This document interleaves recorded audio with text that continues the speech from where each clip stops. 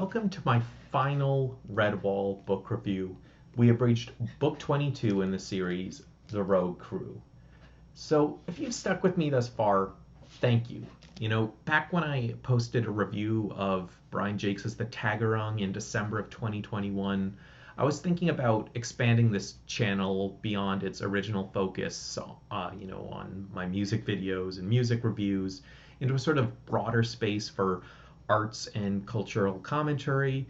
And while I don't think I quite lived up to that vision, I'm the kind of person who's always chasing a million hobbies and, you can't keep them all up. I have appreciated the chance to, review at least this series. And I guess my YouTube channel is an ungodly mess of classic album reviews and reviews of this one particular middle grade anthropomorphic book series from my childhood. But hey, it's been a fun journey.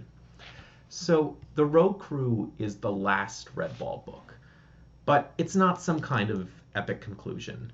Brian Jakes died relatively suddenly, as far as I know, and had plans to continue the series. So this is a kind of random endpoint. It's not Harry Potter and the Deathly Hallows. It's not meant to end the series. And what I wonder, unfortunately, is whether this book did not receive the same editing treatment as earlier editions in the Redwall series.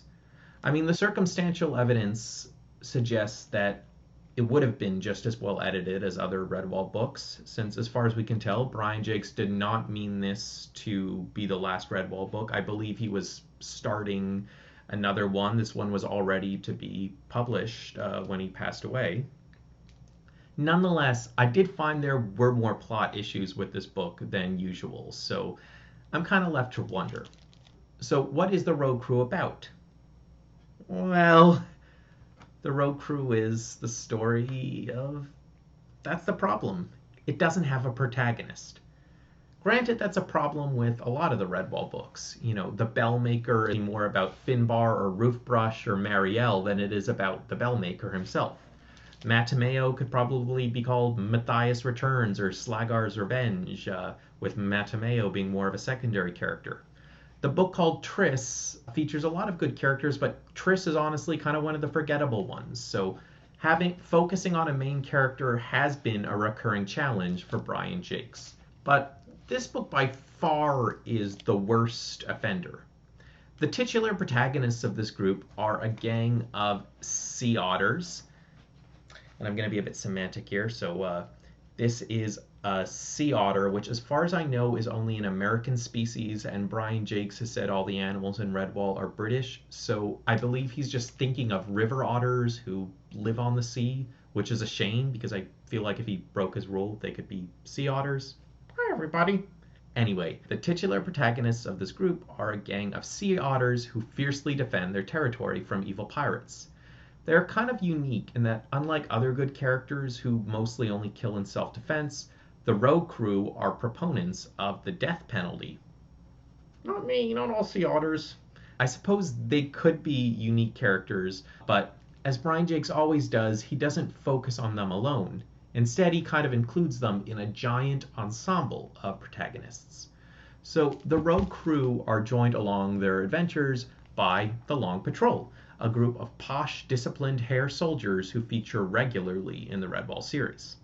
Unlike the Rogue Crew, they do not support the death penalty, though Brian kind of gets foggy with that distinction towards the end of the book. Throughout the Redwall series, there are two approaches Brian has taken to writing hares. Originally, hares were standalone characters, charismatic, gluttonous, loyal, and skilled warriors. Basil Staghair, Bala, and On Rosie are famous examples. As the series has progressed, however, we've seen more and more examples of hares being written not as standalone charismatic characters, but as active soldiers in the Long Patrol military battalion. And when depicting hares in this way, Brian Jakes doesn't just depict one, he picks a whole disciplined group. Inevitably, this means they have less personality, as Brian is very good between saying, okay, we're talking about Sergeant this, and now we're talking about Captain this, He really focuses on all of them a little bit, meaning we don't get to know any of them that well at all. And that's the approach he's taking in the Rogue Crew. So as you can see, we have a problem. Who is the protagonist of the Rogue Crew? It's a coalition of soldiers, including some sea otters like Skorak Hound, Rugganax Hound, Kite Slayer, and then we have some hares like Rake Nightfur and Sergeant Miggery and Corporal Drander, etc., etc., etc.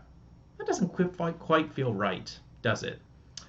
So the book does have another protagonist who is a more conventional Redwall protagonist, and that is Uggo Wiltud, a young hedgehog. He lives at Redwall Abbey and he gets in trouble with his elders for stealing from the kitchen. In order to prove his worth, Uggo leaves Redwall on a mini quest with a somewhat elderly otter cook named Jum Gertie, kind of a Hagrid figure.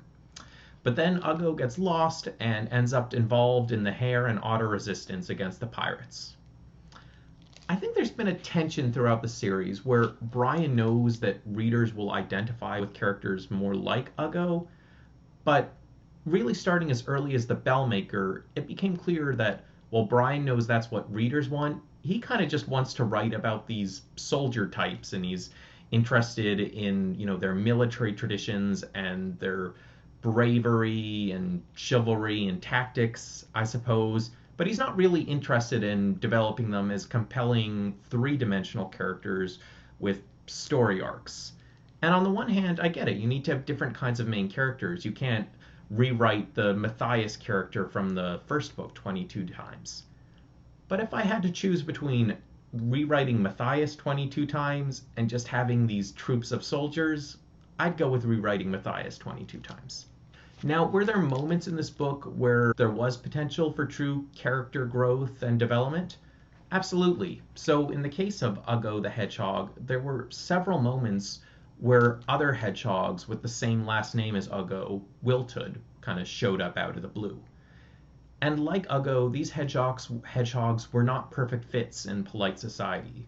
The other one who sort of becomes a main character is a smelly drunkard of a hedgehog named Drogbuck Wiltud. And it really feels like there's going to be some reveal where we find out this family of misfit, difficult hedgehogs actually has some special trait that is key to resolving the plot, and maybe Uggo and Drogbuck as well become special heroes. But no, the closest Uggo gets to an arc is getting to hold the sword of Martin the Warrior near the end of the book, which, I mean, is an important honor in the tradition of the series, but it's just kind of thrown in there. It doesn't feel like Uggo has some true moment of ascending to be Martin's heir. But I'd say the biggest red flag suggesting this book wasn't properly edited was how abrupt its epilogue is. So usually the epilogue to a Redwall book is an emotional, if somewhat predictable section where sort of all the main characters are named and we hear what became of them. Yet the epilogue of this book doesn't even mention Uggo. I was thinking while I was reading it, Uggo is definitely getting married to this other hedgehog named Posey. Feels a bit cliched, a bit predictable, but the book is definitely setting up for that.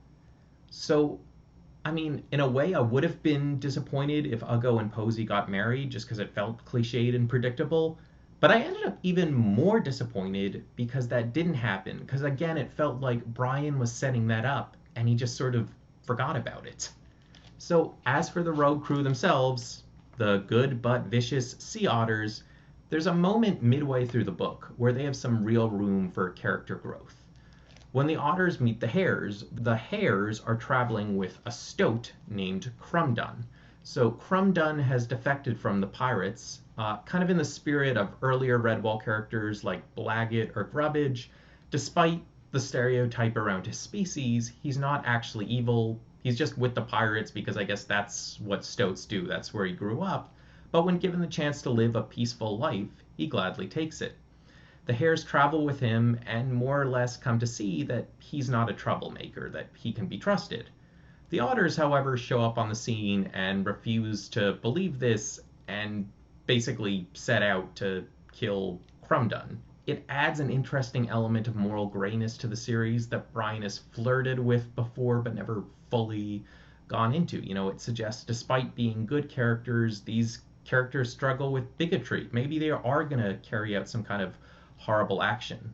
So does Brian take this potentially very interesting plot point, something that would set the rogue crew apart as characters, to completion?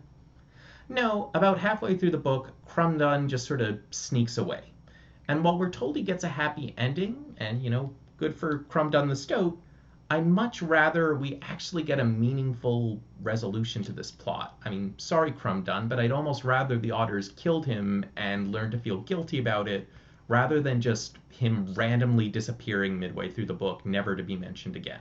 So, despite my problems with some of the holes in this book, it does have some sort of cool features around its on its periphery. There's this one little bit with a shrew matriarchy. There's an unrelated shrew character who, rather than fighting with weapons, fights with a pair of wooden clogs. And at the center of the villain plot, there's this pirate ship that has wheels on it, allowing it to double as a military tank, making the villains in this book quite terrifying. Speaking of the villains, I find the villain plot is written somewhat better than the hero plot. So unlike the heroes, we have a fairly contained cast of villains. So we have the second in commands, which includes a crafty, sometimes likable weasel named Gibbery, a vicious but more servile rat named Molag, and Shekra, a seer vixen who is kind of the voice of reason within the pirate ship. The main villain, meanwhile, is Razid, who is a were-rat, which is a fictional species we've seen a few times in the Redwall universe that could just be interpreted as a hybrid of a rat and weasel, but somehow in this hybridation process, I think it becomes a bigger, scarier species than both of them combined. It's more like some sort of Frankensteinian monster than a literal rat weasel hybrid. And Razid, while he's not particularly unique, I think he lives up to his terrifying image and is a sufficiently charismatic character. Because this is a relatively small group, I feel like Shekra and Gibbery actually get a bit of a character arc, and this thing happens that's definitely happened before, where we get to know them so well and see what's inside their head and see that they're not all evil all the time, that one thinks maybe these two are going to be redeemed villains. But if one thinks that, one is forgetting that Brian Jakes largely thinks in a black and white world where characters like Crumdun are truly exceptional. So even though it seems at times like he's sympathizing with Gibbery and Shekra, they get the same, spoiler alert, no one cares about them, dispatched of quickly ending, as do, unmorally complicated villains. So, unfortunately, Rogue Crew is probably my least favorite Redwall book, and it's not the conclusion to the series we would want it to be. I guess the one way in which I feel like it does feel like a conclusion is that it represents the full evolution from the first story Brian Jakes wrote, this underdog story of Matthias, which is like a neatly organized hero's journey. Every animal that shows up in the first Redwall book is a specific animal for a reason. It's closely modeled on old folk tales.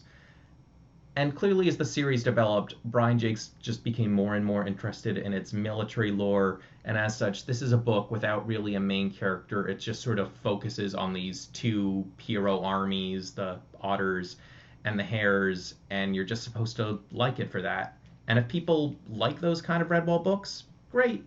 Not really for me. That said, it was an enjoyable enough experience. As I said, there are a lot of fun details in this book. Just doesn't really give you that protagonist's arc to truly fall around with. So let me know what you think of this book. It's been great fun reviewing all 22 Redwall books in the series, and who knows, maybe I'll come out with another Redwall commentary or two after this one. I'm Zach Morgenstern. Thank you for enjoying these reviews. See you sometime.